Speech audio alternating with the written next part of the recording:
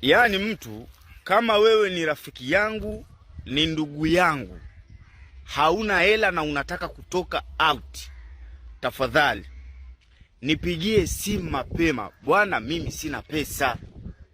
Lakini kama utatoka ndugu yangu, naomba tuwe pamoja.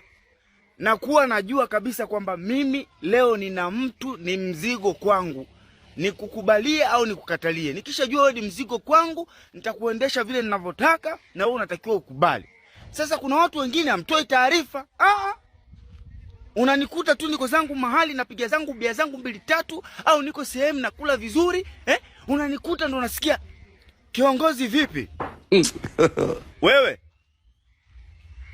mimi ni kiongozi wa nini? Na aliyekwambia mimi ni kiongozi ni nani? Na kwa nini niwe kiongozi? Kiongozi wa jumuiya?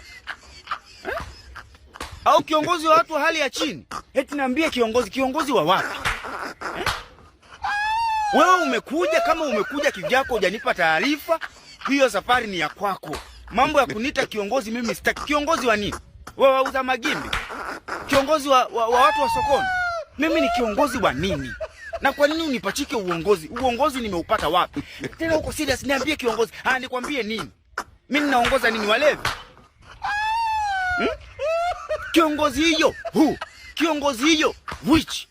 Hapo uko serious kabisa, niambie kiongozi kisa bia au chakula. Yaani unanipa uongozi ambao sina. Mimi ni kiongozi wa nini?